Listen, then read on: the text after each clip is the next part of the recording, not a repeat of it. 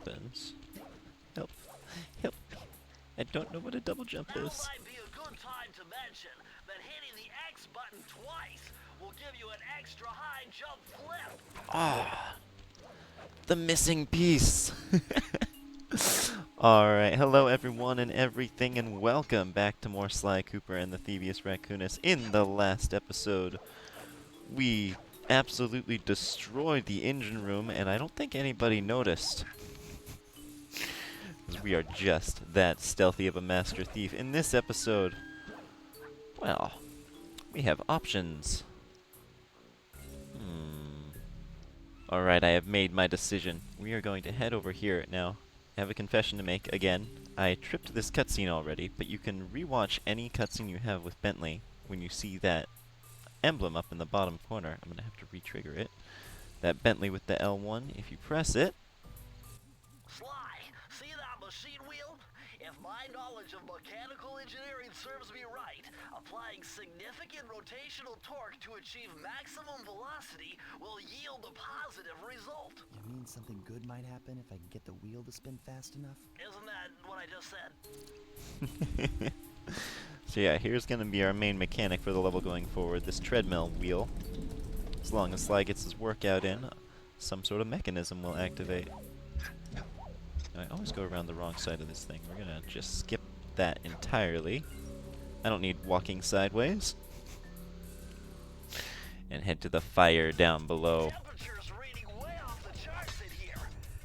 This must be the power source for the storm machine. Alright, in the last episode, we got an upgrade to our Binocucom to now allow us to see bottles and breakables. And here, we can see that breakables are denoted in red, and bottles are denoted in green. And you can see pretty far away with those. You may also notice this level's vault is right here at the start, which I just think is rude. Because once we finish this level, we are going to have to come all the way back. But it's a good level, so. Some hidden bottles up top there. And now we can pretty easily check and make sure that we haven't missed anything in our tracks. Which again, I don't plan on doing, but I would not be at all surprised if it happens. No worries, golden horseshoe. Alright, up in here. There's alright again. I have been listening back to my first two episodes. I say alright a lot. I'm going to do my best to cut that out just a little bit. And maybe we'll all be better people for it. So here's our first treadmill mechanism. Get running on this and the hooks will get moving. Latch onto one and it'll carry us across this whole gap. That guy just popped in. No worries. I do it too sometimes. No shame in it. I'm curious about something. Nope. Sometimes Sly can climb downwards on pipes that are submerged. I would have been very amused if he could climb down into the lava. Lots more bottles to get here. This level is another really cool one. Lots of interlacing. We are going to have to jump back down here, but we can also jump straight back up with the help of this little steam chimney thing. Another good thing to bear in mind. I love the sound design on those grates. Just wham! Another wham! Actually, all the sound design in this game is great. It's so punchy. Breaking the bottles, hitting enemies. They knew what they were doing with it. Alright. Gosh, there it is again. Apparently it's just a fallback. So as long as I don't stop talking, I should not have to fall back on it. That's the plan. What else are you gonna do? Listen to somebody else? Okay, now we've got a wheel with a searchlight on it. And this window here, at the end of a bunch of conveyor belts, there's a flaming rock of fire over there that we are moving forwards whenever we push the wheel. So as long as we take our time and be careful with it, we won't trip the alarm. And bam! Shatters everything. Now a bunch more searchlights. And tons more bottles. They're so grouped up together. This is a really short level, all things considered, because here's the end. And obviously we're not going to grab that. I'm smarter than this. I don't need to backtrack. Hang on. This is my brain at work. I have always backtracked all the way to the beginning of the level and then gone all the way back forwards. But just grab the key.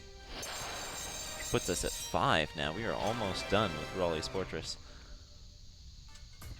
Very little left to do. Thank you, Sly. Thank you for dropping down. We are going to just jump right back into that level. All the bottles that we got are carried over, so we can jump straight to the vault. Press the circle to enter the vault code.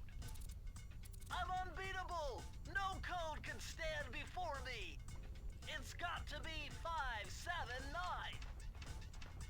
579. I feel like that number is significant, but it could also be because I've just played through the beginning of this game so many times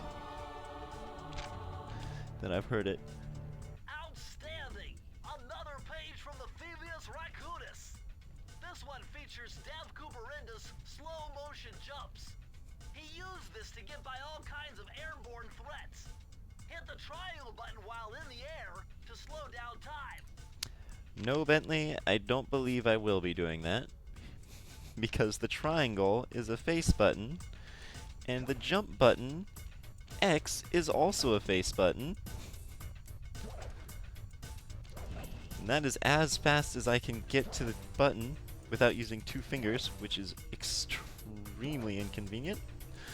So, we're going to just put that power to the one side and forget that it exists for now. Sly's jumps are fine anyway. Which one to do next? Probably that one right over there. I'm gonna go ahead and grab this horseshoe, just because I like being gold. I love gold!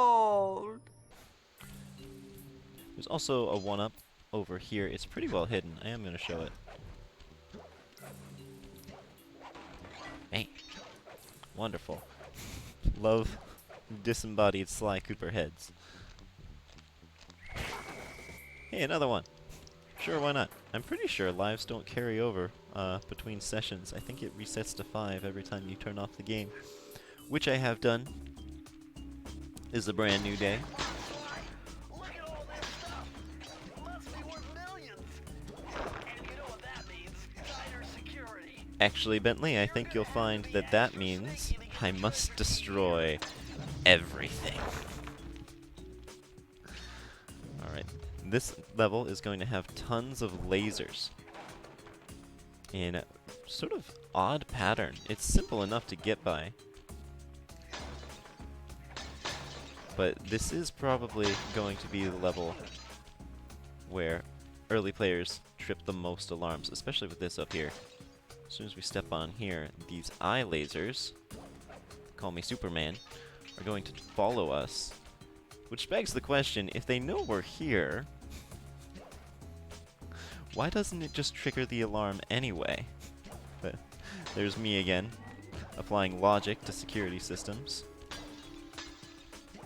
Alright, don't destroy these statues. He says destroying the statue. Never mind, destroying the statue's fine, don't worry about it. I believe we can make our way over around the front here. That's one of the hardest barrel? Did that last time too. One of the hardest bottles to get in this level. And there's our vault right over here, and we only have 10 of 30 bottles. We're actually almost done with this level as well. Short and sweet. Level design in this game, as I said, does remind me of Crash Bandicoot. Well, that was, I would say, a productive use of that horseshoe. This one I've always looked way too far to get to. Something about the perspective on this platform made it look like that platform is a mile away. But it's well within our reach. Okay, we're gonna die here.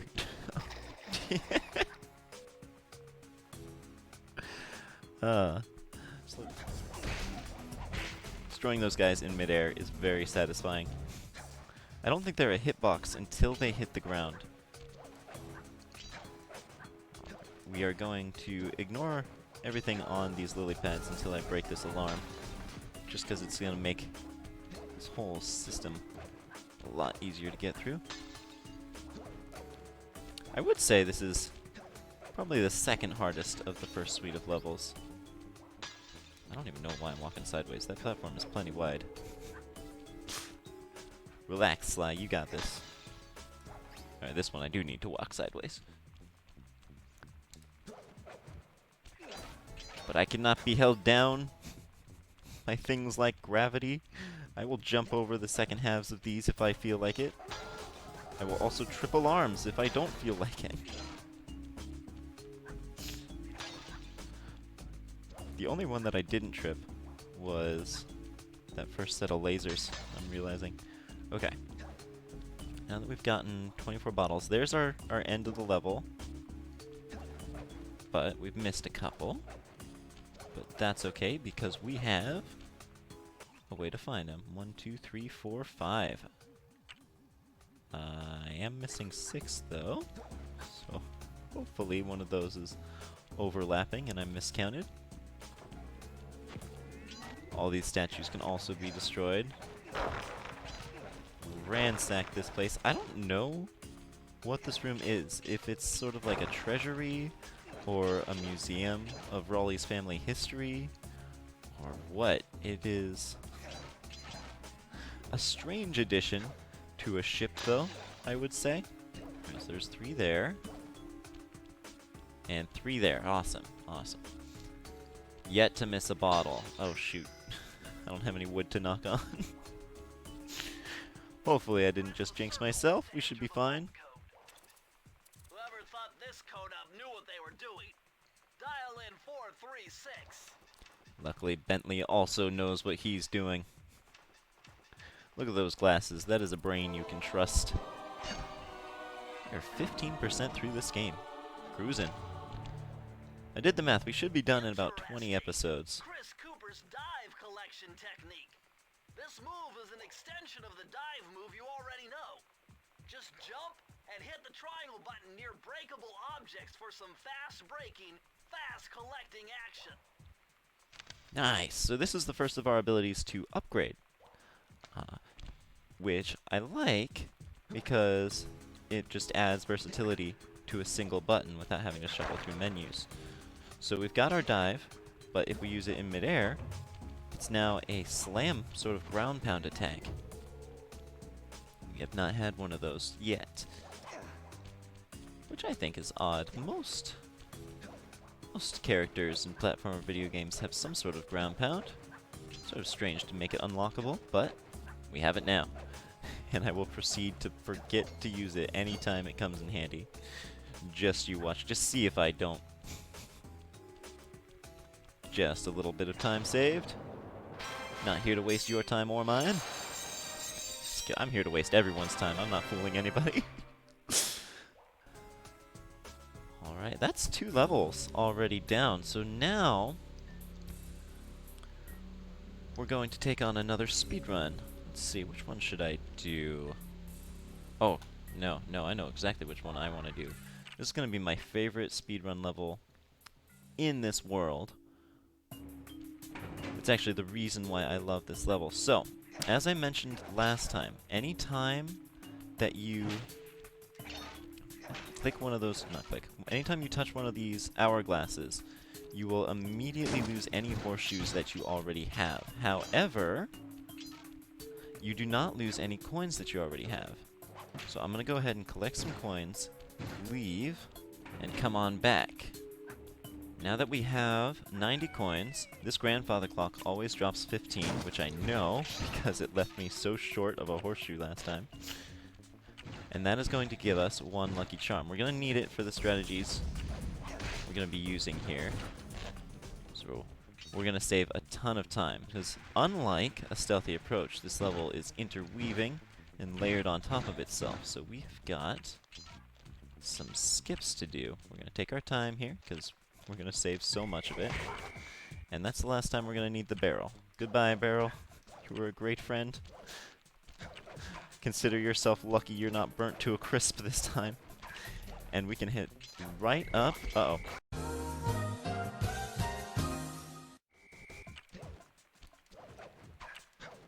Alright, I told you to remember that stack of books. Never destroy that stack of books. Okay. Dang it! Dang it! Alright. I'm gonna show that anyway, because I want to show that every time you beat an enemy, or anytime you get hit by an enemy, they will taunt by doing some sort of dance. And I love that guy's little hip jive. Alright, I think the saying is twice burned, 4 times learned. We are going to completely ignore that flashlight guard on the other side, because we don't need him. Don't need to kill him, he can just do his thing. So we're going to move on over here. Alright, once again, don't trip any alarms or the time will tick down. Not that we are hurting on time right now. That's what we needed the horseshoe for. Damage boost straight through him, and finish with a whole 30 seconds to spare. Which is going to unlock some developers' commentary. Back on top. Alright, so that is going to just about finish us off for this episode. All that remains is the developer commentary once more. I'm just noticing that this peg that the rope is attached to does not have an inside modeled or a top. You can see straight through it, and I am once again easily amused. Sidetracked. Anyway, so once again, I'm going to leave you guys with the developer commentary, and I will see you guys in the next one. Thank you so much for watching, but if any of you have the gall to touch that like button, I will break every single bottle in your home. Just see if I don't. Alright, see you guys next time. You may be saying this level is large, but it is actually a third of the size of the original level. The original concept behind the original NPCs was to tie them to Alice in Wonderland. What was challenging in lighting this level, Okio? You have fire in here, you have multi-levels, you have lasers. Yep. Okay, the hardest thing for this level was the you have 2 different kind of set of moves. One is very cold. You start with cold, and at the end you get hot. So we have like we can only use one fog in this level, with actually for every level. So choosing the right color of the fog was very difficult to stay the same. Keep it consistent with the other levels. Right. Just having that progression from cool to warm from the very start. Wasn't there an octopus in, or was that in a long, long time ago? That was in a long, long time ago for this level. Tentacles were there behind.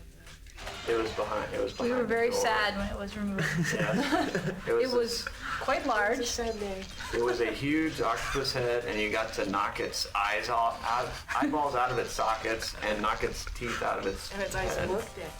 Yeah. Yeah. It was pretty creepy, wasn't it?